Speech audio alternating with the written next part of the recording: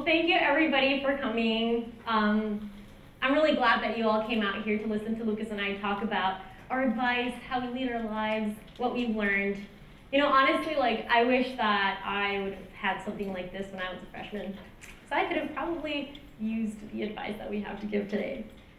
But anyway, like Vasavi said, even though you might have some homework or any other Thursday night responsibilities, I'm sure you'll find this to be a pretty enriching moment because, you know, if by the end of my lecture at least, I don't make you feel a little bit better about that exam that you have coming up, or maybe that job that you just applied for, then maybe I'll start getting you to think about how you too can leave your legacy here at Carnegie Mellon by sharing the advice that you have with those people that probably look up to you the most. But anyway, so here in the audience we have students, faculty and staff, mentors, mentees, and because of that I have a question for you. Have you ever had one of those weeks where you have a million assignments due, you have tests, presentations, maybe meetings and projects all due at once, and everything seems absolutely overwhelming? You probably think that you're not going to get it done on time. And if you don't get it done on time, you fail the class. If you fail the class, you probably won't get that job you've always dreamed of. Well, then this week all of a sudden passes by really quickly and you look back and maybe in retrospect it wasn't that bad. Well, this is kind of a parallel to my experience at CMU. You know, it's very fast-paced. I definitely got that lifestyle where I ran from one place to another, tests, assignments, everything all happened at once. And then all of a sudden, 4 years later, I'm standing here and I'm like, whoa, where did that go? But you know what? Like, in all the struggles and all the excitement and everything, I think I have learned something absolutely invaluable. And thanks to all of the community role models that I've had, like my house fellows, my professors, my friends, even my residents, I can say that I learned one really, really important lesson, and that is that things happen to you for a reason when you honestly believe in your hard work. So here I am, rolling through my CMU experience, and as Vasavi mentioned, I'm the community advisor for Donner House. And before that, I was a resident assistant for my sophomore and my junior year in Donner House. So I bleed blue because it's awesome. And this experience really helped to teach me a couple of things. And it's funny because in student life, while I normally attribute my growth to my leadership positions, like being an RA and a CA, I think that the biggest aha moment that I had was when I realized that, you know, while we usually program for the biggest transitions in our students' lives, I actually went through those transitions myself by the book. So these transitions are the freshman transition, where you come in your first year and you all of a sudden realize that you're not in high school anymore, and it's a shock. The sophomore transition, where you're trying to discover who you are, what your life has meaning for, what is your purpose at CMU. And the senior transition, when you're like, oh, what? CMU's letting me go? What is life? But in these transitions, I think that the biggest thing for me is that I learned this first lesson, right? That things happen to me for a reason. So let me tell you a little bit about my first year, because that was a little bit vague, but if you stay with me, it'll all make sense. So if I were to put a blanket statement over my freshman year transition, I would say, hey, my freshman year, I struggled at Carnegie Mellon. I struggled academically. But a little bit deeper than that, I think that my freshman year was truly a moment where I learned that I was no longer the smartest, no longer the most involved, no longer the most celebrated person on campus. It was a time that I realized that I had just entered something that was a lot bigger than myself, a lot more than I ever imagined. Carnegie Mellon. And, well, I guess I can give you a little bit of background. But freshman Michelle thought she had it all. So high school Michelle ended high school pretty successfully. By the end of high school, I had done so many things. I started a nonprofit organization, I influenced legislation in Florida, I was a Coca-Cola, Nestle, very best in youth, and Silver Knight Scholar. I even sat on the advisory board for an organization in Miami that distributed our tax dollars to programs for kids and families. So by the time I applied to Carnegie Mellon, I got accepted, I had great scores, great grades, great accomplishments, and on top of that, my best friend was coming with me. My best friend was going to be my roommate. Wow, Michelle, the freshman, thought she had it all. I was awesome, right? But the moment that my first mid-semester grade passed, and the moment my first semester passed and I had a 3, sorry, not a 3, that's wishful thinking, I had a GPA below a 3.0, I was shocked. What happened? Because high school Michelle always saw success coming her way. It was easy, right? But all of a sudden, I thought I lost all control. I didn't know what was going on, and all of a sudden, this confident lady was a wreck. It was kind of an equivalent of the feeling that you get when you're slapped awake from a dream where you're thinking that you won the lottery and you're so excited, and all of a sudden, it was all not true. Yeah. So when I was a freshman and I came to realize this, I was pretty destroyed. I lost all confidence in myself. I thought I couldn't make it. Why am I even here in the first place? Why did I get accepted? I don't think I'm going to survive as an engineer here at all. I had low self-esteem of all sorts. And that was not like me. It was really hard. But thankfully, earlier that semester, I joined the Society of Hispanic Professional Engineers, which I found a home in, and I was able to surround myself by upperclassmen who became my mentors and told me the first thing, hey, stop it right there, because you're not alone. This is kind of typical for first years at CMU. And because of them, which another thing that they told me was, your GPA doesn't tell you anything about where it can go, and most importantly, it tells you nothing about where your career is going to go from here. So because of them, I did 2 different things. One thing, I went to academic development, signed up for probably every single course that they have to offer. I went to every single office hour, got to know my professors really well, sat in the front row, discovered the magic of the 3rd floor of Hunt. Magical, right? Anyway, I committed. I told myself, hey, I wasn't gonna sing, because high school told me it had potential, right?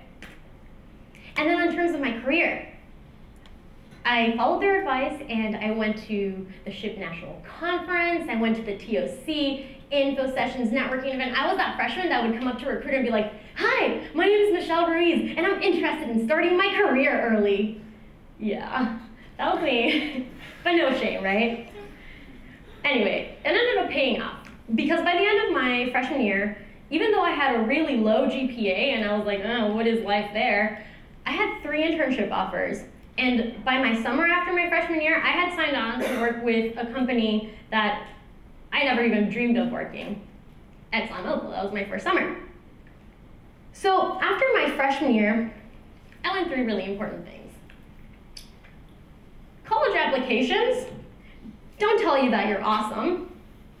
They tell you that you have potential. And potential does not care about anything that involves a number. Potential tells you, congratulations, you did really well in high school, wonderful, great. Now do better. In a larger, more challenging environment, you know why? Because you can. I learned that failing is okay, but it's the actions that follow failure that actually matter.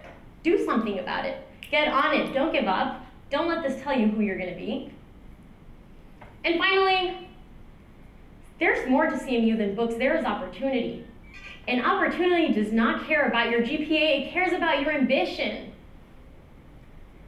At CMU, there are avenues for learning a lot more than just your major. You can learn how to be a compassionate human being, a professional, a member of the community, and all of those things are a lot more than just a number. They don't care about the number. Actually, just a quick story. One of the mentors that I developed while my time here at CMU was my college recruiters for ExxonMobil. His name's Greg. And Greg pushed me so many semesters. You know, this big guy had been at ExxonMobil for a really long time, and he would be like, GPA, GPA, do really well, or else, right? And then after a couple of semesters of that, he sat me down and he was like, listen, Michelle, I know I push you a lot and everything, but you know, yeah, GPA is really important. It tells me that you can do technical work and stuff like that, but what's most important to me is what happens throughout your college time here. GPA is not a scalar value, it's a vector. Where does it go from here? Does it continue to go up? Does it stay straight? Because what that tells me is that you're working hard and that you're committed. And that's what I can use in my company. I don't care about the number, I care about the person that you are. Are you wholesome? Are you a leader? That's what I care about. In fact, he had this study conducted at ExxonMobil that said, you know, it followed a couple of people, full-time employees at ExxonMobil throughout the years, and at the end he plotted their GPAs from college and their success in the company and found absolutely no correlation. And he said, Michelle, your GPA, yeah, you did bad your freshman year, wonderful, everyone has a rough transition, but show me who you actually are. That was something really cool. Anyway, so freshman year passed by, and obviously we all know what my priorities were, do better in school, no matter what. But I had so much fun my first year that not only was I a first-time RA at this point, but I was also a member of every single organization present at the activities fair before that. So who can guess what my struggle that year was in my sophomore transition? Raise your hand. Time management, absolutely. So by my sophomore year, I was on the executive board of so many organizations. I was the head of activist events for women's health. That was my thing at the time and still is. You know, I started creating a mentorship program inside the community department with AICI. You know, I was all over the place. And I was just, you know, booked. I saw an increase in my academic performance, that's for sure, so check on that part. But a decrease in the quality in my extracurricular work. One day I sat down with one of my mentors, which was my house fellow at the time, Ken, and after a conversation where we evaluated my performance and like my goals and all that stuff, I realized one thing. There was value in quality, not quantity. And if I didn't choose a couple of things to be committed to, then what was I really going to do to that organization? If I did choose what a couple of clubs to really put my time into, that's where I could actually make significant change. He told me that it was unfair to my true potential to overextend myself, and that was very true. So by the end of this conversation, his advice was a little odd to me. He said, quit. Quitting is okay. And I was like, whoa, I'm not a quitter, what are you talking about, right? But he told me, Michelle, quitting is okay when you're doing it for your long-term goals that you really, really value. And most importantly, when you're doing it for your health. None of that is more important than the club here and the club there that wants to see you succeed. Knowing that I wanted to go back to ExxonMobil that summer, I had two really, really strong priorities. The first one was obviously my academic performance. The second one was my RA position. Because in this position, I realized I grew. In this position, I developed as an individual, as a global citizen. This position and this experience with all my residents and all the great mentors that came through that was what made my experience at CMU wholesome. So after sophomore year, I learned three really important lessons. And the first was that value is seen in quality, not quantity. The second was that it's okay and sometimes even mature to realize that you have to quit when it is better for your future, when it's better for your health. That's something that we don't think about often here at Carnegie Mellon. I was willing to overextend myself. I was willing to just kind of let my grades and my health suffer because I was too proud to quit. And in the end, I realized that Carnegie Mellon is this game where you have to put your pride to the side, you have to forget of your fear of failure, and you have to commit to doing well, to becoming the person that you want to be. And that's what Carnegie Mellon was. And last, that personal and professional development is just as important as anything else that you'll learn in your courses. Because without this, who are you? Yeah, you might know a lot about organic chemistry, like we said before, but what do you know about yourself? What do you know about who you want to be and about the world around you? And how about your career? Where does that go? Anyway, senior year came along, And at this point, I had just left my third internship at Exxon, and I was getting ready to lead 8 RAs in my staff, and soon after that, 250 people in my dorm, and I was super excited. You know, my freshman through junior year passed by, and I learned a lot. I thought things happen for a reason, woohoo, yeah, whatever. I had it all put together, right? I was ready to go to senior year. But as RA training came to an end, I got a phone call, and it said, hey, this is Exxon, what's up? We have decided not to extend a full-time offer to you. Thanks, have a great day. And I was absolutely crushed. So I had worked this hard to get, this position with ExxonMobil, and I had interned with them for so long, and I had provided a lot of value to the company. Why me? Why was this happening to me? I mean, from previous years, I knew that things happened for a reason and all, but what was the reason? Because I really couldn't understand. Anyway, even though this was a company that I grew up with in college, I realized that, hey, your RAs are waiting for you to come back with itineraries for orientation, so let's go. It was one of those moments where you were absolutely destroyed, but you were on a schedule. So you really couldn't, feelings, where are they going, right? So I looked at myself in the mirror, and I told myself, and yes, I spoke out loud, even though I was the only one in the room, and I said, Michelle, this does not tell you who you are, where you're going. It says nothing about your career. It just tells you that you probably have to work for the things that you get. You can't just expect to do something freshman year and be really cute, and then, skip the rest of the hard work, right? You have to deserve what you get. So after that, I went back to my RAs. We raised, I guess you can say, a really, really amazing dorm with truly amazing people that are going to change the future of this university.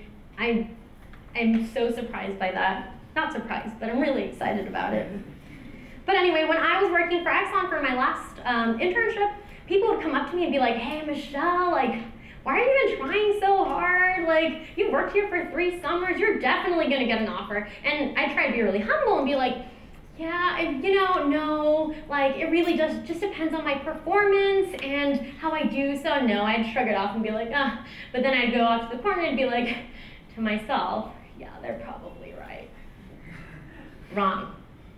Absolutely not true. I learned that being humble with others was a great move, yeah, that was wonderful. But being humble to myself was probably the most important thing that I could have done for myself. Genuinely humble. So I told myself, come the start of the semester, the challenge was on, I was going to get my dream job, whatever that was, right? I was gonna get what I deserved to get. So I said, I'm gonna be ambitious, and I'm gonna commit, and I'm gonna work hard, because in the previous years, I learned that if you work hard, things are gonna happen for a reason. Things are gonna happen so that you learn about them and that you succeed after. So I decided to push, and push, and push. I, like my freshman year, went to all the career fairs, all the networking events, all the info sessions. I went to the career fair for hours. I went to the career center for hours and perfected my resume, all of the paper things. I spoke to countless people and really, really just committed. And it paid off after a while. For a month, I interviewed probably 6 hours a week. It was crazy. And a month after that, I flew out probably once or twice a week. And even though this makes me sound really, really privileged, let me tell you, it was really hard to manage my academics, which I had worked so hard for at this point, with something that could potentially lead me to a really bright future. But I said, don't give up, Michelle. You have a great opportunity. Commit, work hard. This is just a temporary thing. So I used to go to hotel rooms, and in the airplanes I would study. I would take out my huge book for process design and be like, all right, let's go, right? And I would send thank you emails and write cover letters in taxis. Everyone would look at me like I was this huge scholar, and I was like, no, really, I just have a deadline. But in the end, I was fortunate enough to be able to choose where I could work, which ended up being ExxonMobil anyway. But, what would have been the difference if I would have ended up working for them without having learned this whole semester? So this last semester, that just passed, I learned 3 super, super important things that bonus are probably gonna be more useful than anything else for the rest of my life. And the first one is to be humble. Because life is completely unpredictable, and when you're humble, you learn more. When you're humble, you learn more valuable things and you rediscover who you really are. Also, I think it goes without saying that when you're humble, you are a role model worth having and a leader worth following. The second is, don't let small hiccups hold you back. In fact, let them propel you to go forward, to be the person you want to be.